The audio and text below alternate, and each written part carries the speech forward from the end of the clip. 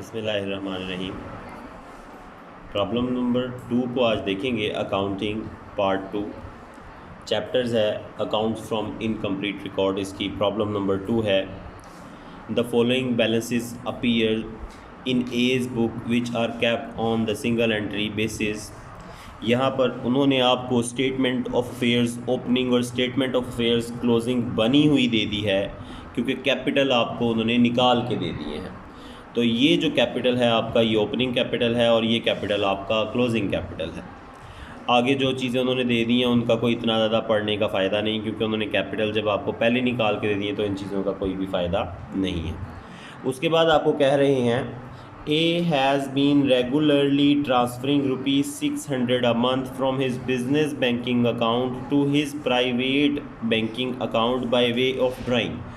जो ए है वो 600 रुपया हर महीने लेकर जाता रहा है अपने बिजनेस के अकाउंट से अपने प्राइवेट अकाउंट में, बाय वे ऑफ ड्राइंग, यानी कि ड्राइंग हो गई। अगर हम करें 72,7200 वो ले गया है, क्या अपने घर ले गया। उसके बाद जो है he has taken stock worth ₹1500 for his private use. 1500 रुपये की चीज़ें भी ले गया अपने घर पे इस्तेमाल के लिए। Depreciation on furniture has been provided at the rate of 10%। Depreciation जो है वो 10% देनी है, किसके ऊपर, हमने फर्नीचर के ऊपर 10% डेप्रिसिएशन देनी है। You are required to calculate A's profit for 2005। हमें ए का प्रॉफिट निकालना है।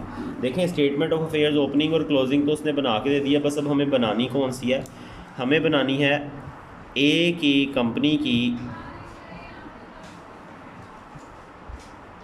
Statement of profit and loss बनानी है सिर्फ हम। फॉर द ईयर एंडेड, यहाँ पे आपको ये डेट दी हुई है 31 दिसंबर 2005। अब इसमें आपने करना क्या होता है, सबसे पहले आपने लाना होता है क्लोजिंग कैपिटल प्लस ड्राइंग। आप देखें क्लोजिंग कैपिटल जो है वो हमारा है यहाँ पर 48,000, ड्राइंग हमारी है 7200 प्लस 1500, ये आपका बन जाएगा 8700। 48,000 में 8700 को ऐड करेंगे तो आपके पास आ जाएगा 56,700। उसके बाद हमारे पास आ जाता है माइनस ओपनिंग कैपिटल, और फर्दर कैपिटल हमारे पास कोई नहीं। ओपनिंग कैपिटल ये आपको दिया हुआ है 50,000, ये ओपनिंग कैपिटल है आपका, क्योंकि कैपिटल की ओपनिंग डेट ये है। 50,000 हम इसमें से माइनस कर देंगे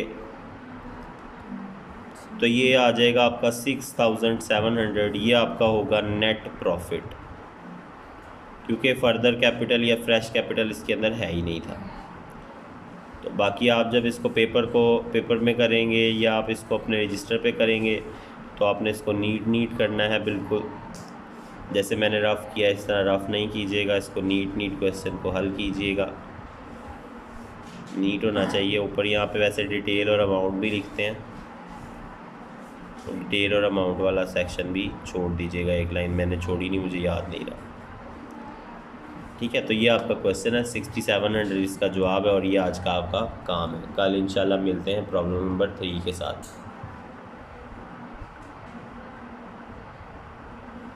चलो भाई।